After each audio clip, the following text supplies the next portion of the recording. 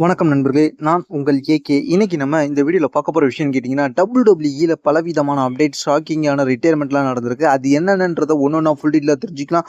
வாங்க நம்ம இன்னைக்கு வீடியோக்குள்ளே போகலாம். அதுக்கு முன்னாடி நீங்கள் நம்ம சேனலை சப்ஸ்கிரைப் பண்ணி பக்கத்தில் வர பெல் ஐக்கானை ப்ரெஸ் பண்ணி இப்போ நம்ம ஃபர்ஸ்ட் போகிற விஷயம் கேட்டிங்கன்னா, ஒரு பெரிய ரெஸ்லர் ரிட்டையர்மெண்ட் அறிவிச்சிருக்காரு. அது யாருன்னு கேட்டிங்கன்னா, ஃபார்மர் WWE டேக் டீம் டிவிஷனில் இருந்த ரெஸ்லர். அது மட்டும் இல்லாமல் NXTல இந்த வாரம் நடைபெற்ற NXTல ஒரு ரிட்டையர்மெண்ட் அறிவிச்சிருக்காரு. அது யாருன்னு கேட்டிங்கன்னா, ரெஜி ஓலண்ட் வந்து இனிமேல் நான் ரிங் காம்படிஷனில் பங்கேற்க போகிறதில்ல அப்படின்னு சொல்லி அஃபிஷியலாக ஒரு ரிட்டையர்மெண்ட் அறிவிச்சிருக்காரு. இதை வந்து WWE அஃபிஷியலாக கன்ஃபார்ம் பண்ணிட்டாங்க. அவரை வந்து இப்போ WWE ஆக்டிவ் ரெஸ்லர் லிஸ்ட்லேருந்து தூக்கி அலுமினி ரெஸ்லர் லிஸ்ட்டில் போட்டிருக்காங்க. அது முன்னாள் ரெஸ்லர் லிஸ்ட்டில் போட்டிருக்காங்க. இது இப்போ அவங்க WWE வெப்சைட்டில் அஃபிஷியல் பேஜில் நீங்கள் போய் பார்த்தீங்கன்னா, ரெஜி ஓலண்ட அலுமினி ரெஸ்லர் இருப்பாரு. ரிச்சி கோலண்ட் ரிட்டையர்மெண்ட் பத்தி உங்களுடைய கருத்து என்னது கீழே உள்ள கமெண்ட்ஸ் கமெண்ட் பண்ணுங்க. அடுத்த நம்ம பார்க்க போகிற விஷயம் கேட்டிங்கன்னா, மேட் ரிட்டல் WWEக்கு வருவீங்களான்னு கேட்டதுக்கு என்ன சொல்லியிருக்காருன்றதை தெரிஞ்சுக்கலாம். மேட் ரிட்டல் இப்போ WWEயை விட்டு வெளில போய் வேற நியூ ஜப்பான் கம்பெனியில் சாம்பியன்லாம் ஆயிருக்காரு.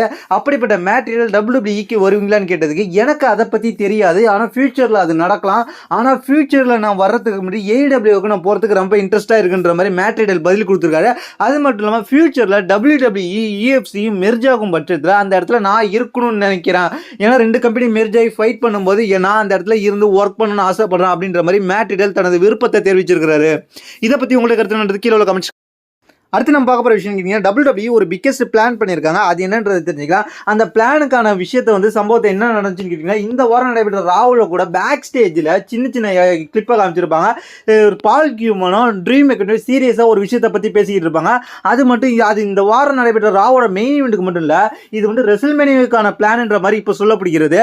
பால் கியூமன் ட்ரீம் மேக்கர் என்ன பண்ண போகிறாங்கன்னு கேட்டிங்கன்னா, பால் கியூமன் ட்ரீம் மேக்கரை மைண்ட் வாஷ் பண்ணி பிளட் லைனுக்கு சீக்கிரட்டாக ஹெல்ப் பண்ணுற விதமாக ஒரு சம்பவத்தை ரெடி பண்ணியிருக்காரு.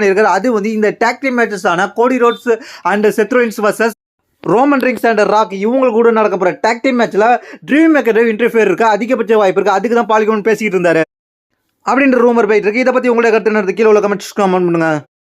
அடுத்து நான் பார்க்க போகிற விஷயம் நினைக்கிறீங்க, ஜட்ஜ்மெண்ட் டேயோட புதிய மெம்பர் யாருன்றதை தெரிஞ்சுக்கலாம். ஜட்ஜ்மெண்ட் டேயோட புதிய மெம்பர் இப்போ ஒரு WWE ஒரு லீக் ஹிண்ட் கொடுத்துருக்காங்க. அது யாருன்னு கேட்டிங்கன்னா, வேற யாரும் இல்லை, சமீபத்தில் ரிட்டர்ன் கொடுத்த ஆண்ட்ரே தான் WWEல வந்து இப்போ வந்து ஜட்ஜ்மெண்ட் டேவுக்காக சேர போகிறார். இந்த வாரம் நடைபெற்ற ராவில் கூட பேக் ஸ்டேஜில் சீக்கிரட்டாக பேசுகிற மாதிரிலாம் காமிப்பாங்க. அவர் வந்து எப்படி ஜாயின் பண்ண போகிறாருன்னு கேட்டிங்கன்னா, டாமினிக் மிஸ்ட்ரியோ ரெசல்மேனியாவில் ஒரு சிங்கிள்ஸ் மேட்ச் விளையாடுவார். அந்த மேட்ச் டாமினிக் மிஸ்ட்ரியோ ஹெல்ப் பண்ணும் விதமாக, அது மட்டும் இல்லாமல் ஜட்ஜ்மெண்ட் டே டாக் டீம் சாம்பியன்ஷிப் மேட்ச்லாம் விளையாடுறாங்க, அதில் ஹெல்ப் பண்ணும் விதமாக ஷாக்கிங்காக ரெசல்மேனியா டயத்தில் வந்து ஆண்ட்ரே ஜட்ஜ்மெண்ட் டே கூட ஷாக்கிங்காக ஒரு ஜாயின் பண்ணுவார். அப்படி ஜாயின் பண்ணி ஜட்ஜ்மெண்ட் டேயோட வெற்றிக்கு ஹெல்ப் பண்ண போகிறாரு. அதனால தான் ஜட்ஜ்மெண்ட் டேவில் வந்து இப்போ சீக்கிரட்டாக அடுத்த மெம்பராக ஆண்ட்ரே இருக்க போகிறாரு. இதை பற்றி உங்களுக்கு கருத்து கீழே உள்ள கமெண்ட்ஸ் காமெண்ட்.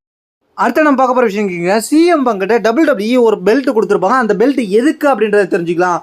அதே போல் சிஎம் பங்கிட்ட கொடுத்த பெல்ட் மாதிரி R-Truth ஒரு பெல்ட் வச்சிருப்பாரு. இந்த பெல்ட் எதுக்குன்னு தெரிஞ்சுக்கலாம். இந்த பெல்ட்லாம் WWE சும்மா அவங்களுக்கு ஒரு இன்ட்ரோ கொடுக்கறதுக்காக, சும்மா ஒரு பேக் சைடில் காமிச்சு கியூரியாசிட்டியை ஏற்படுத்துன்றதுக்காக தான் இந்த மாதிரி பெல்ட் கொடுத்துருக்குறாங்க.